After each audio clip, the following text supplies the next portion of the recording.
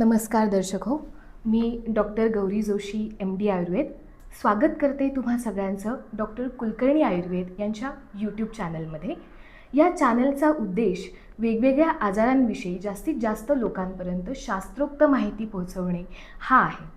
तर आपल्या दर्शकांकडून तसंच वेगवेगळ्या पेशंट्सकडून आलेल्या सूचनेनुसार आजच्या आपल्या चर्चासत्राचा विषय आहे पाईल्स म्हणजेच मूळव्याध.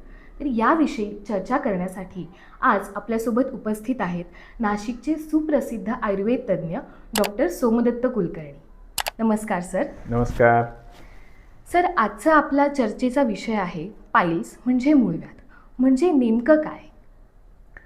मूळव्याध म्हणजे अनेकांना आपल्याला ऐकून माहीत आहे की गुदाच्या ठिकाणी काहीतरी पेन होणं किंवा त्रासदायक काहीतरी होणं असं म्हणजे मूळव्याध अशी एक सर्वसामान्य समजूत आहे.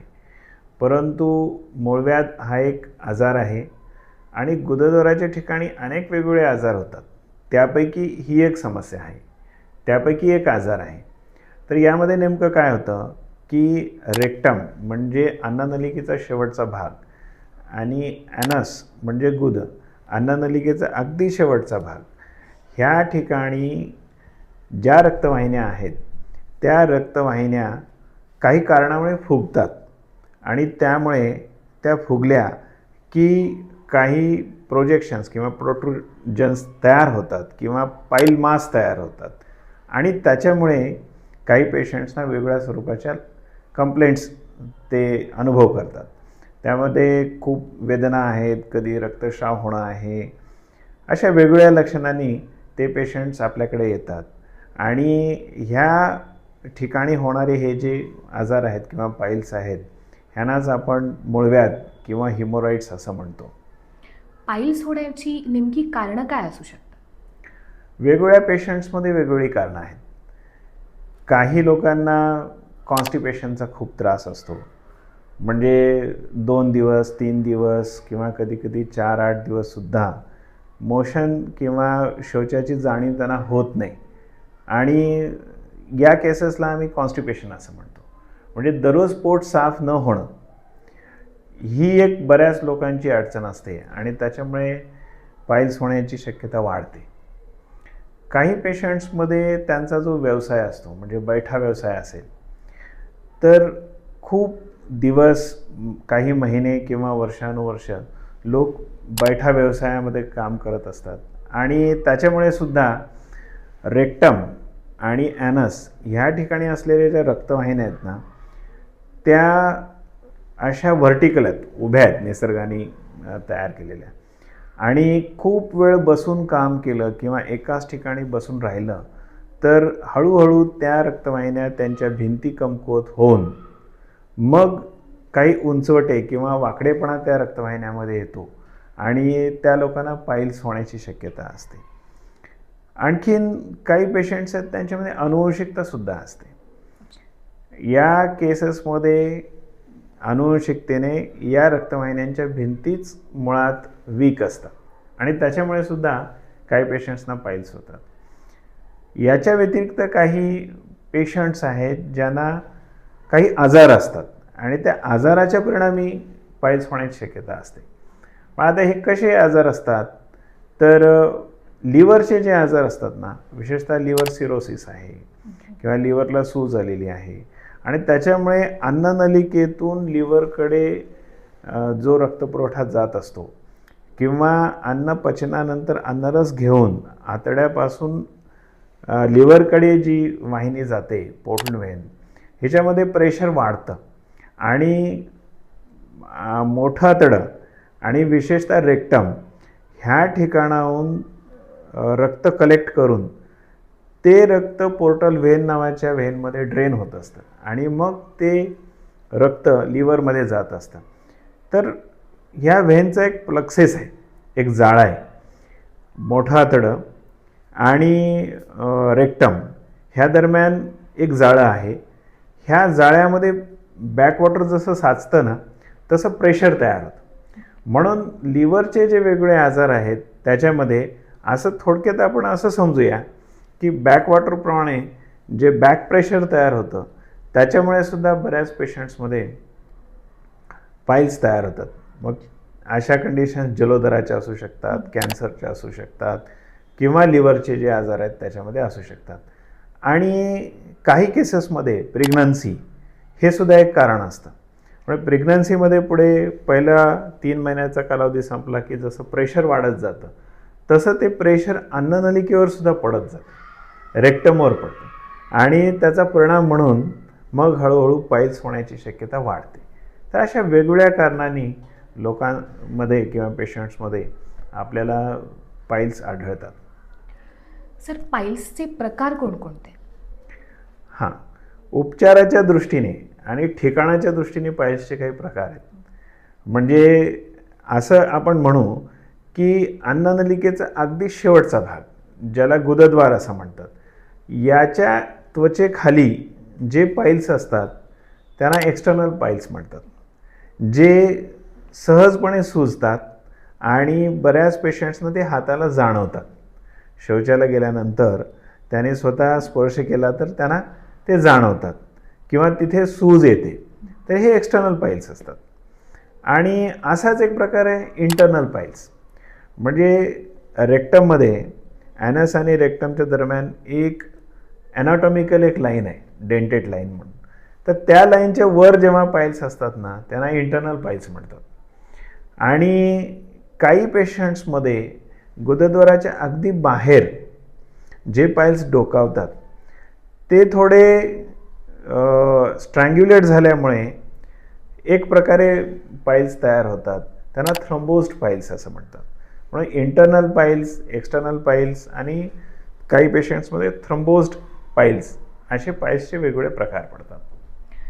तर सर, हे एकदा तयार झालेले पाईल्स आपोआप जाऊ शकतात का? हो, अगदी जाऊ शकतात.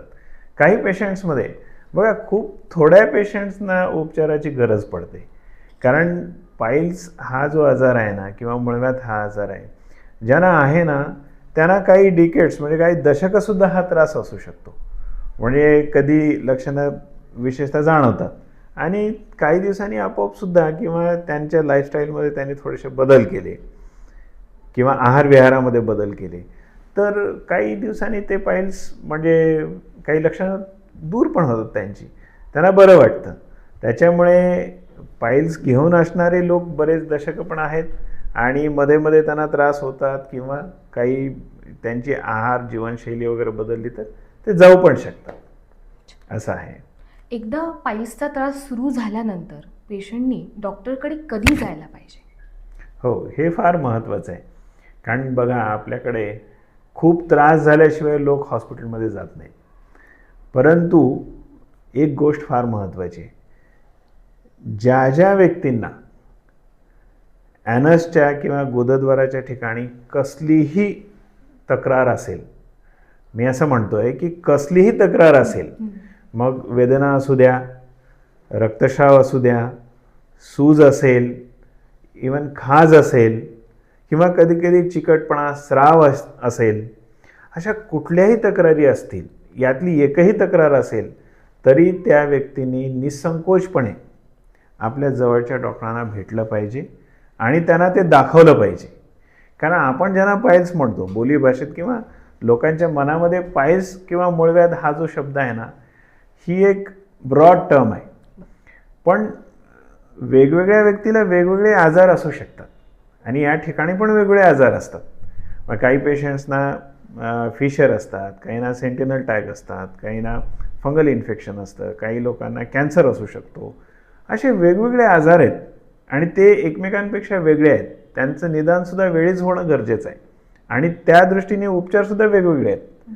म्हणून कुठलीही तक्रार गुदद्वाराच्या ठिकाणी असेल तर आपण आपल्या जवळच्या डॉक्टरांना नक्की भेटलं पाहिजे, त्यांना दाखवलं पाहिजे आणि त्यांच्याशी चर्चा केली पाहिजे.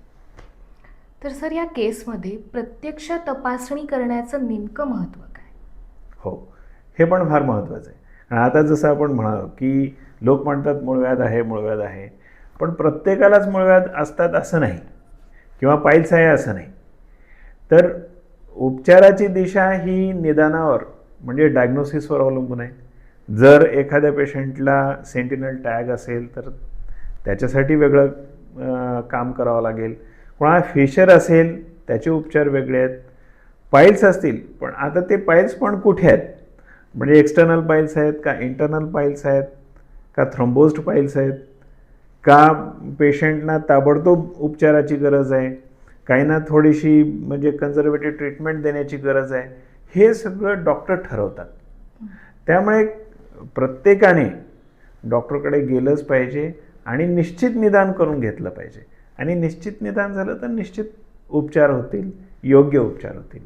म्हणून तक्रार असेल, आपण डॉक्टरांना भेटा आणि त्यांना दाखवा, त्यांचा सल्ला घेणं फार गरजेचं आहे. या पाईल्सच्या कंप्लेंट्सकडे जर दुर्लक्ष करण्यात आलं तर काय दुष्परिणाम होऊ शकतात? हो, असं आहे की ह्या पाईल्सला किंवा आयुर्वेदामध्ये अर्श असं म्हणतात. अर्श म्हणजे काय की अशी एंटिटी किंवा असा आजार जो प्राणीमात्राला किंवा कुठल्या याला शत्रूप्रमाणे छळतो. म्हणजे हा त्रास असा आहे, म्हणजे शास्त्रकाराला सांगायचं असं आहे की याची तीव्रता किती असते, लक्षणाची तीव्रता किती असते, आणि ज्यांना हा आजार आहे ना त्यांनाच ह्याची कल्पना असते. म्हणून पाईल्स झाल्यानंतर आपण डॉक्टरांचा सल्ला घेणं गरजेचं आहे. आणि जर समजा दुर्लक्ष केलं तर याचे गंभीर परिणाम बऱ्याच पेशंट्समध्ये बघायला मिळतात. कारण जर समजा ब्लिडिंग पाईल्स असतील, ब्लिडिंग पाईल्समध्ये खूप रक्तस्राव होऊ शकतो, पेशंटला ॲनिमिया डेव्हलप होऊ शकतो, पांडुरोग डेव्हलप होऊ शकतो, आणि त्यामुळे त्यांच्या पूर्ण वर्क लाईफवर परिणाम होऊ शकतो. बरं, असं आहे की ज्यांना पाईल्स आहेत त्यांना कुठल्याही ट्रिगरमुळे, म्हणजे त्यांच्या आहारामध्ये बदल झाला, त्याने खूप प्रवास केला, जागरण झालं किंवा अशा कुठल्या कारणामुळे ह्याची तीव्रता अचानक वाढू शकते. त्यामुळे अशा कंडिशनमध्ये सहन न होणाऱ्या वेदना त्यांना होऊ शकतात आणि मग इमर्जन्सी हॉस्पिटलमध्ये त्यांना जायला लागू शकतं. आणि म्हणून ह्या कॉम्प्लिकेशन्सला आपल्याला टाळायचं असेल तर हॉस्पिटलमध्ये वेळीच जाणं गरजेचं आहे. आणि विशेषतः ब्लिडिंग डिसऑर्डर म्हणजे शरीरामध्ये रक्त जास्त जाऊन ॲनिमिया डेव्हलप होणं, प्रोटीनचं प्रमाण कमी होणं. काही तर पेशंट असे आहेत की वर्षानुवर्ष पाईल्स जे अंगावर काढतात त्यांना हिमोग्लोबिन आणि प्रोटीन शरीरातून गेल्यामुळे अगदी असायटिसपर्यंतचे गंभीर लक्षणं किंवा आजारसुद्धा निर्माण होऊ शकतात. म्हणून याचे दुष्परिणाम आपल्या वेळीच टाळले पाहिजे. सर, गुदातून रक्तस्राव होणे हे फक्त पाईल्समुळेच होऊ शकतं की त्याची काही दुसरी कारणंसुद्धा असू शकतात? हां, हे फार महत्त्वाचं आहे. बघा, जसं आपण बोललो की या ठिकाणी वेगवेगळे आजार आहेत. जसं पाईल्स आहे म्हणजे मूळव्याध आहे, नंतर फिशर, फिस्च्युला आणि कॅन्सर. ह्या कुठल्याही कंडिशनमध्ये रक्तस्राव होऊ शकतो. थ्रम्बोज्ड पाईल्स असतात, म्हणजे स्ट्रँग्युलेट झालेले पाईल्स जे असतात, गोठळीप्रमाणे, बोराप्रमाणे, ज्यांना सूज गुदाच्या ठिकाणी जाणवते, हे पाईल्ससुद्धा ब्लिडिंग झाल्यानंतर भरपूर ब्लिडिंग होतं. त्याच्यानंतर कॅन्सर असेल तरी ब्लिडिंग होऊ शकतं. ज्या केसेसमध्ये गुदाच्या ठिकाणी किंवा रेक्टमच्या ठिकाणी भेग पडलेली आहे, फिशर ज्याला आपण म्हणतो, असं असेल तरीसुद्धा रक्तस्राव होऊ शकतो. म्हणून वेगवेगळ्या कंडिशन्समध्ये रक्तस्राव होऊ शकतो, असं आहे. आता हा जो प्रश्न आहे तो प्रत्येक पाईल्सच्या पेशंटच्या मनात येतो, तो म्हणजे पाईल्स झाल्यानंतर ऑपरेशन कोणत्या कंडिशनमध्ये करावं? ओके, बघा, काही केसेस अशा असतात ज्यांच्यामध्ये खूप जास्त प्रमाणात रक्तस्राव होतो आणि त्यांना थोडेसे उपचार केल्यानंतर लगेच त्यांच्यामध्ये खूप फायदा होतो असं पण होत नाही. आणि दिवसेंदिवस रक्तस्राव जर वाढत जात असेल, वेदना खूप असतील, तर त्या पेशंट्समध्ये ऑपरेशन करायला पाहिजे. आणि ऑपरेशनचे परिणामसुद्धा खूप चांगले आहेत. म्हणून अशा केसेसमध्ये आपण ऑपरेशन जरूर करून घ्यावं. एकदा पाईल्स झाले की ते औषधांनी बरे होऊ शकतात का? नक्कीच. कारण खूप लोकांना पाईल्स आहेत, अनडायग्नोज्ड पेशंटसुद्धा खूप आहेत, म्हणजे जे डॉक्टरकडे पण गेलेले नाहीत, पण त्यांनासुद्धा काही दिवसासाठी पाईल्सचा त्रास होतो आणि काही दिवस म्हणजे त्यांचे चांगले पण जातात. आणि विशेष म्हणजे जरी पायल्स झाले आणि आपण त्याचं निदान केलं आणि तज्ज्ञाकडून त्यांनी आहार विहार त्यांची जीवनशैली डिझाईन करून घेतली तर नक्कीच पायल्स जाऊ शकतात आणि आयुर्वेद ट्रीटमेंटने तर जातातच. अशी उपचार पद्धती आयुर्वेदामध्ये अगदीच आहे. पाईल्स परत होण्याची शक्यता असते का? हो, कारण बघा आपण सुरुवातीला बोललो की पाईल्स अनेक कारणामुळे होतात. मग कॉन्स्टिपेशन जर समजा एखाद्या पेशंटला वारंवार होत असेल किंवा त्यांच्या अन्ननलिकेमध्ये तशी प्रवृत्ती असेल तर उपचार केल्यानंतरसुद्धा काही दिवसांनी काही वर्षांनी होऊ शकतात पाईल्स. आणखीन बरेच पेशंट असे आहेत की त्यांची जीवनशैलीच तशी असते, वर्क लाईफ तसं असतं, त्यामुळे त्यांना पण रिकरन्स होऊ शकतो. म्हणजे इव्हन ऑपरेशन केल्यानंतरसुद्धा त्याचा रिकरन्स होतो. आणि विशेष म्हणजे रक्तवाहिन्यांची जी रचना आहे तीसुद्धा पाईल्स होण्याला पूरक आहे. म्हणून जसं वय वाढतं तसं रक्तवाहिन्यामध्ये आलेली शिथिलता, अवयवामध्ये मांसपेशीमध्ये आलेली शिथिलता ही परत पाईल्स निर्माण करू शकते. पाईल्स पुन्हा होऊ नये यासाठी आपण काय करू शकतो? सर्वप्रथम तर आपल्या जीवनशैलीमध्ये बदल करायला पाहिजे आणि ज्या कारणामुळे पाईल्स झालेत ना ते आपण शोधून काढायला पाहिजे. याच्यासाठी आपण आपल्या डॉक्टरच्या समोर बसलं पाहिजे, त्यांना आपल्या तक्रारी सांगितल्या पाहिजे. ते डॉक्टर प्रत्यक्ष एक्झामिनेशन करतील आणि नेमकं कारण शोधून त्याच्यावर उपचार करतील. ते जास्त या सगळ्या गोष्टीमध्ये महत्त्वाचं आहे. आणि त्यानंतर प्रत्येकाची वेगळी ट्रीटमेंट आहे.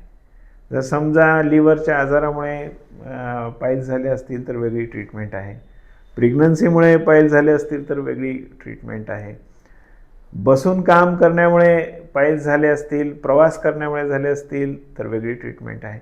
मग प्रत्येक व्यक्तीची ट्रीटमेंट वेगळी आहे, ते डॉक्टर ठरवतात, त्यानुसार आपण ते पालन करायला पाहिजे. तर या पाईल्सच्या पेशंटने कुठले फूड आयटम्स म्हणजे आहार्य पदार्थ टाळले पाहिजे? विशेषतः ज्या ज्या गोष्टीमुळे कॉन्स्टिपेशन होऊ शकतं ते आपण टाळायला पाहिजे. म्हणजे बेकरीचे जे पदार्थ असतात, मैद्याचे पदार्थ असतात, ज्याच्यामध्ये फायबर खूप कमी आहेत, असं अन्न आपण घेतलं तर कॉन्स्टिपेशन होण्याची प्रवृत्ती वाढते. म्हणून तसंच काही द्विदल धान्यसुद्धा आहेत, राजमा आहे, पावटा आहे, चवळी आहे, मटकी आहे, हे सुद्धा पेन पण वाढवतात, वात वाढवतात, सूज वाढवतात, कॉन्स्टिपेशन पण तयार करतात. मग असं अन्न ज्याच्यामध्ये फायबर्स कमी आहेत आणि कॉन्स्टिपेशन ज्याच्यामुळे होऊ शकतं ते आपण सगळं टाळलं पाहिजे. तसंच मसाल्याचे पदार्थ आहेत, म्हणजे अगदी हिरव्या मिरच्याचा ठेचा आहे किंवा तिखट जे मसाले आहेत तर हे सगळे आपण टाळायला पाहिजे. आणि जे गरम पडतात म्हणजे गरम असतात, म्हणजे तिखट आहे किंवा खूप जास्त प्रमाणात लसणाचा वापर आहे किंवा वाटण करून आपण खूप वेगवेगळ्या भाज्या तयार केल्यात, तर हे सगळं बेतानी खायला पाहिजे. आपल्याला काय सूट होतं ते बघायला पाहिजे. आणि ज्याच्यामुळे कॉन्स्टिपेशन होतं, बेकरीचे वगैरे जे प्रोडक्ट्स आहेत, असे सगळे पदार्थ आपण टाळायला पाहिजे. सर, पाईल्समुळे कॅन्सर होऊ शकतो का? नाही, पाईल्समुळे कॉम्प्लिकेशन्स जे होतात ते आपण बघितले, रक्तस्राव वगैरे होतो, पण पाईल्स असल्यामुळे कुणाला कॅन्सर होत नाही, हे अगदी नक्की आहे. त्यामुळे आपण निश्चिंत राहायला पाहिजे, पण पाईल्सचे उपचार आपण करून घ्यायला पाहिजे. लहान मुलांमध्ये पाईल्स होऊ शकतो का? हो, अगदीच. म्हणजे आता काही केसेस लहान मुलांमध्ये सुद्धा दिसत आहेत, त्यामुळे त्यांचं पण निदान व्हायला पाहिजे. त्यांच्यामध्ये पण पाईल्स असू शकतात. प्रेग्नन्सीमध्ये पाईल्स होऊ शकतात? हो, अगदीच, नक्कीच. कारण प्रेग्नन्सीमध्ये 3-4 महिन्यानंतर गर्भाशयाचं आकारमानसुद्धा वाढतं आणि वजनसुद्धा वाढतं आणि त्याच्यामुळे अन्ननलिकेवर जे काही प्रेशर येतं ना, त्यामुळे प्रेग्नन्सीमध्ये बहुतांश महिलांना थोडा न थोडा पाईल्सचा त्रास होऊ शकतो. ते एक नक्कीच कारण आहे. पाईल्सचा त्रास अनुवंशिक असू शकतो का? हो, अनुवंशिकसुद्धा आहे. कारण नेमकी काय अनुवंशिकता आहे, या केसेसमध्ये रक्तवाहिन्या आणि त्याच्या भोवती असणाऱ्या मांसपेशी ह्या वीक असतात, अनुवंशिकतेने त्या वीक आलेल्या असतात. त्याच्यामुळे काही फॅमिलीजमध्ये आपल्याला पाईल्स बघायला मिळतात. आणि शिवाय ज्यांच्या फॅमिलीमध्ये अनुवंशिकता आहे ते लोक समजा बेसुमार खानपान करत असतील किंवा आपण बोललो तसं तिखट आणि कॉन्स्टिपेशन होणाऱ्या गोष्टी त्यांच्या आहारामध्ये असतील तर ह्या गोष्टी त्यांच्यासाठी ट्रिगर ठरू शकतात आणि मग त्यांना पाईल्स पटकन होऊ शकतात. पाईल्ससाठी चिकित्सा कशा स्वरूपात केली जाते? आज आपण बघितलं तर मॉडर्न सायन्समध्ये ऑपरेशन आणि ऑपरेशनशिवाय इतर काही ट्रीटमेंट अवेलेबल आहे. आणि काही पेशंट्समध्ये ऑपरेशन प्रत्यक्ष करायला लागतं, पण काही पेशंट्समध्ये ऑपरेशनमध्ये हिमोरॉइडेक्टॉमी म्हणजे हिमोरॉइड्स काढून टाकणं ही एक पद्धत आहे. पण ह्याच्याशिवाय लेझर ट्रीटमेंट आहे. म्हणजे टार्गेटेड लेझर बीम्स जे एरिया असतो ना, पाईल मास जिथे असतं तिथे त्याला टार्गेट करून ते श्रिंक केले जातात आणि मग काही दिवसांनी ते गळून पण पडतात. म्हणजे अशी लेझर ट्रीटमेंट पण अवेलेबल आहे. तसंच बँड लायगेशन म्हणून ट्रीटमेंट आहे. म्हणजे पाईल मास किंवा मस्से ह्यांच्या मुळाशी रबर बँड लायगेट केला जातो आणि त्यानंतर थोड्याच दिवसांनी 8-10 दिवसांनी वगैरे ते पाईल मास किंवा मस्से गळून पडतात, श्रिंक होऊन गळून पडतात. आणि स्क्लेरोथेरपी म्हणून एक उपचार आहे ज्याच्यामध्ये काही केमिकल इंजेक्शन्स असतात, ते पाईल मासमध्ये त्या मस्स्यामध्ये टोचून दिले जातात आणि त्याच्यामुळे सुद्धा ते श्रिंक होतात आणि मग ते गळून पडतात. तर अशा पद्धतीची उपचार ॲलोपॅथीमध्ये अवेलेबल आहेत आणि आयुर्वेदामध्ये याचे खूप चांगले उपचार आहेत. म्हणजे ज्या कारणामुळे पाईल्स झालेत ती कारणं आपण शोधून काढतो. ती व्यक्तिविशिष्ट असतात, म्हणजे प्रत्येक पेशंटमध्ये वेगवेगळी असतात. ती शोधून काढून मग त्याच्यावर वेगळ्या प्रकारची औषधी आयुर्वेदामध्ये आहेत. प्रत्येक म्हणजे ब्लिडिंग होणारे पाईल्स असतील तर त्याच्यासाठी वेगळी ट्रीटमेंट आहे. ब्लिडिंग न होणारे पाईल्स असतील तर त्याच्यासाठी वेगळी ट्रीटमेंट आहे. एक्सटर्नल पाईल्ससाठी वेगळी ट्रीटमेंट आहे. इंटरनल पाईल्ससाठी वेगळी ट्रीटमेंट आहे. आणि थ्रोम्बोस्ड पाईल्ससाठी सुद्धा आयुर्वेदामध्ये वेगवेगळी ट्रीटमेंट आहे. आणि ह्याच्या व्यतिरिक्त म्हणजे विशेष म्हणजे प्रत्येक व्यक्तीचा आहार डिझाईन करणं फार गरजेचं आहे. कारण आहारामध्ये ट्रिगर्स असतात तर ते आपण शोधले पाहिजे. आपण ते जर शोधले आणि त्याच्यानुसार उपचार केले तर जुजबी कारणाने होणारे किंवा नेहमी होणाऱ्या पायच्या समस्या आपण टाळू शकतो. आणि आयुर्वेदामध्ये औषधं तर खूप पूर्वीपासून खूप वेगवेगळी सांगितलेली आहेत आणि ती औषधं या आजारासाठी खूप चांगल्या प्रकारे लागू पडतात. या आजारामध्ये होणारी सूज, होणारा रक्तस्राव आणि वेदना तत्काळ कमी करणारी औषधं आयुर्वेदामध्ये आहेत. आणि काही प्रथमोपचारसुद्धा आहेत. जसं बऱ्याच लोकांना माहीत आहे, जर सूज असेल गुदाच्या ठिकाणी तर ते टबमध्ये कोमट पाण्यात बसू शकतात, त्याच्यामुळे सूज कमी होते. ते हळद टाकून त्याच्यामध्ये बसू शकतात किंवा नुसत्या कोमट पाण्यामध्ये बसू शकतात आणि मग त्यांची सूज कमी होते, वेदना कमी होतात. आयुर्वेदामध्ये त्या ठिकाणी गुदाच्या ठिकाणी लावायला सुद्धा वेगवेगळी औषधं आहेत ज्याच्याने सूज, रक्तस्राव आणि वेदना कमी होतात.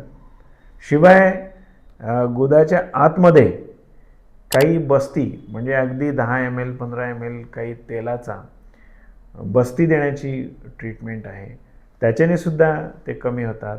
एक वेगवेगळ्या स्वरूपाचे म्हणजे कोणत्या पेशंटला कशाची गरज आहे त्याच्यानुसार आहार डिझाईन करणं आणि औषधाची योजना करणं, अशा प्रकारे जर आपण उपचार केले तर नक्की हे पाईल्स आपण त्याची ट्रीटमेंट यशस्वीपणे करू शकतो.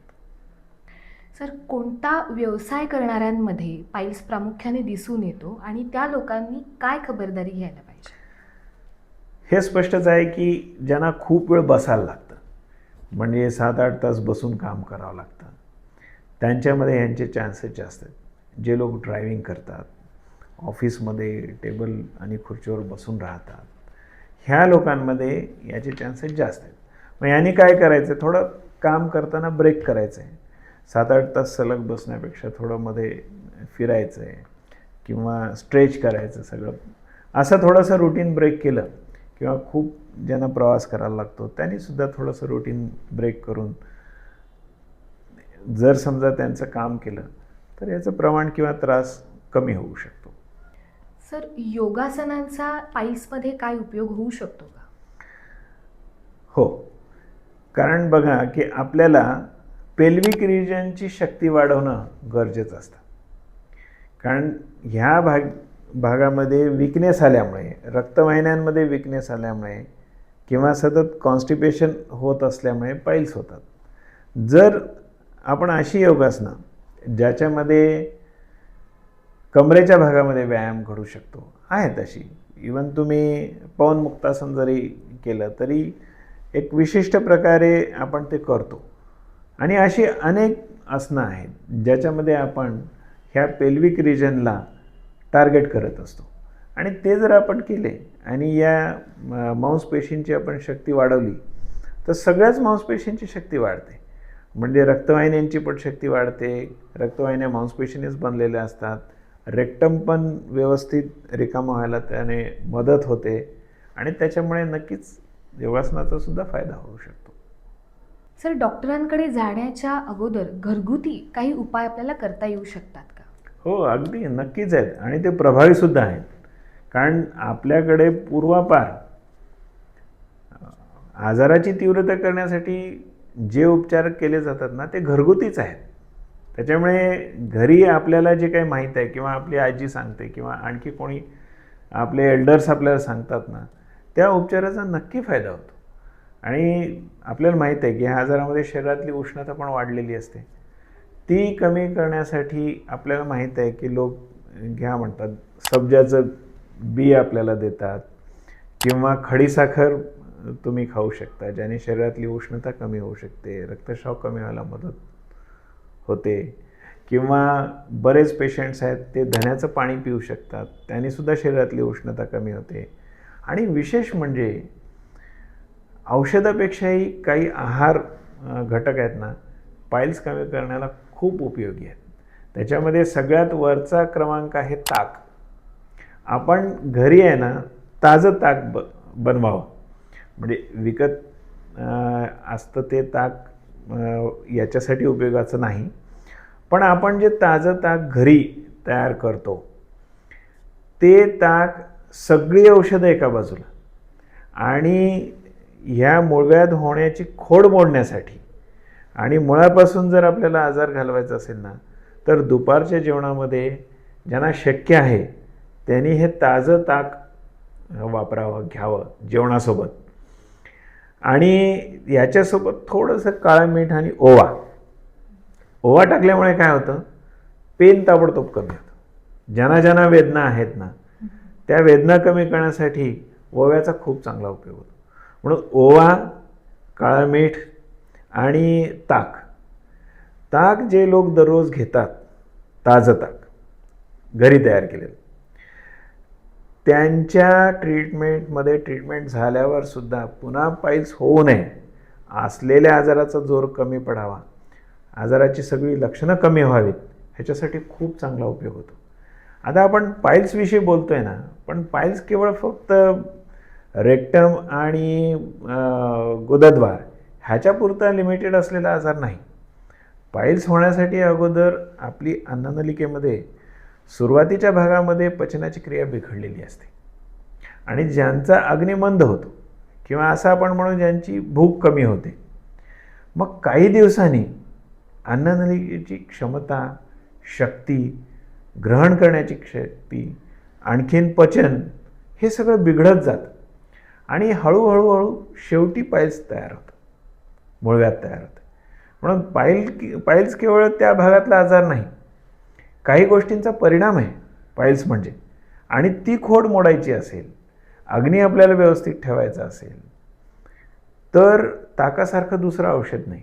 म्हणजे अन्नही आहे आणि प्रभावी औषधसुद्धा आहे. आणि हे रोज घेऊ शकतात लोक. घरी केलेलं ताजं ताक हे आपण रोज घेऊ शकतो.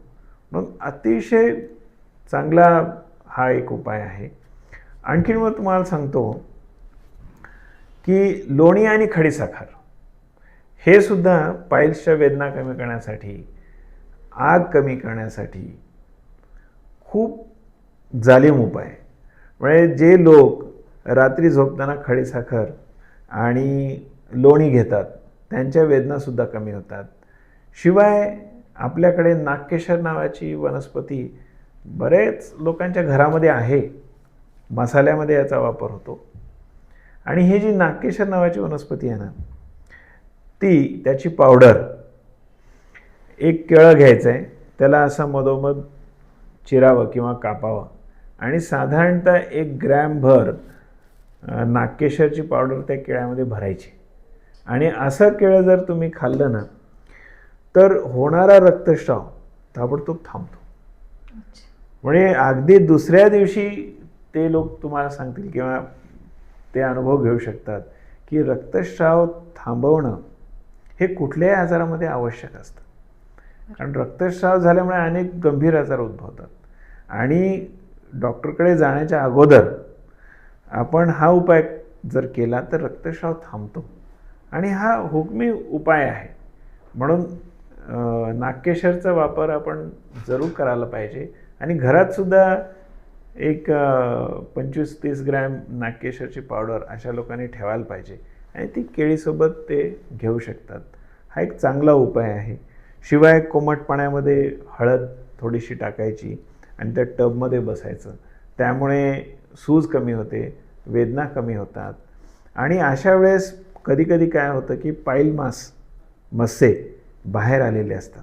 कारण अशा लोकांना कॉन्स्टिपेशन जर असेल तर ते जोर करून संडासला करतात. त्याच्यामुळे पाईल मास बाहेर आलेले असतात. त्याच्यामुळे वेदना प्रचंड होतात. आणि जोपर्यंत ते पाईल मास आतमध्ये जात नाहीत ना तोपर्यंत पेशंटला बसता पण येत नाही. वेदना खूप होतात, काही सहन होत नाही त्यांना. अशा केसेसमध्ये टबमध्ये बसल्यानंतर सूज कमी होते आणि मग ते स्वतःच्या हाताने हे पाईल मास आतमध्ये ढकलू शकतात आणि त्यांच्या वेदना कमी होतात. म्हणून हे घरगुती उपाय जे आहेत ना हे खूप आवश्यक आहेत आणि खूप परिणामकारकसुद्धा आहेत. लोणी, ताक, नागकेशर, खडीसाखर असे हे जे पदार्थ आहेत, हे धने, ओवा हे आपल्या घराघरामध्ये आहेत आणि ह्यांचा वापरसुद्धा योग्य वेळी आपण करायला पाहिजे. वेदना कमी करण्यासाठी, रक्तस्राव कमी करण्यासाठी, सूज कमी करण्यासाठी खूप चांगला उपयोग होतो. आणि काही पेशंट्समध्ये ना ज्यांना कॉन्स्टिपेशन आहे तर ते रात्री झोपताना 1 कपभर कोमट दूध आणि 1-2 चमचे गाईचं तूप त्याच्यामध्ये टाकून ते घेतील तर पोट साफ व्हायलासुद्धा मदत होते. असे घरगुती उपाय आपण जरूर करून पाहावेत आणि आपल्या डॉक्टरांशी पण आपण चर्चा करावी. सर, सध्या क्षारसूत्र नावाची चिकित्सा खूप प्रचलित आहे. तर खूप लोकांचं विचारणं आहे की ती कधी केली पाहिजे? नक्कीच. म्हणजे खूप पूर्वीपासूनच पाईल्ससाठी क्षारसूत्र चिकित्सा केली जाते. आणि या चिकित्सेमध्ये काय केलं जातं की सूत्र म्हणजे थ्रेड्स, त्याच्यावर वेगवेगळे औषधं जी असतात ना त्याची आवर्तनं चढवलेली असतात. आणि ह्या औषधाच्या काही प्रॉपर्टीज असतात. ह्या औषधाच्या प्रॉपर्टीज काय आहेत, म्हणजे गुणधर्म काय आहेत त्यांचे, तर ते सूज कमी करतात, रक्तस्राव कमी करतात आणि होणारे इन्फेक्शनसुद्धा कमी करण्याच्या प्रॉपर्टीज त्या औषधामध्ये असतात. आता आपण थोड्या वेळापूर्वी जे बँड लायगेशन बोललो ना तर तशाच प्रकारची ही ट्रीटमेंट आहे. म्हणजे जे पाईल्सचे मस्से असतात त्यांच्या मुळाशी असे मेडिकेटेड थ्रेड्स जे आहेत, सूत्र जे आहेत ते बांधले जातात. आणि मग 3-4 दिवसांनी काय होतं की ते मस्से जे असतात ते श्रिंक होतात, सुकतात आणि मग ते गळून पडायला मदत होते. म्हणून क्षारसूत्र ही सुद्धा एक ट्रीटमेंट पूर्वीपासून आहे आणि ती सुद्धा प्रभावी आहे. तज्ज्ञाकडून आपण हे करून घ्यायला पाहिजे. त्याच्यासाठी डॉक्टरकडे सुद्धा थोडा अनुभव आणि तज्ज्ञता ह्या सगळ्या गोष्टी असतील तर ही एक नक्कीच प्रभावी उपचार पद्धती आहे. धन्यवाद सर, तुम्ही दर्शकांना खूप छान माहिती दिलीत. तर आजचा हा व्हिडिओ आपण आरोग्यविषयक माहिती जास्तीत जास्त लोकांपर्यंत पोहोचवण्यासाठी केलेला आहे. तर याविषयी किंवा इतरही कुठल्याही व्याधीविषयी तुम्हाला जर काही विचारायचं असेल तर खाली दिलेल्या कमेंट बॉक्समध्ये तुम्ही ते विचारू शकता. ही जी स्क्रीन आहे या स्क्रीनवर तुम्हाला इथे सरांचा जो नंबर आहे तो नंबर डिस्प्ले केलेला आहे आणि डिस्क्रिप्शन बॉक्समध्ये पत्ता आहे. तर तुम्ही ऑनलाईन किंवा ऑफलाईन कन्सल्टेशन सरांकडून घेऊ शकता आणि आपल्या शंकांचं निरसन या ठिकाणी करू शकता. धन्यवाद. धन्यवाद.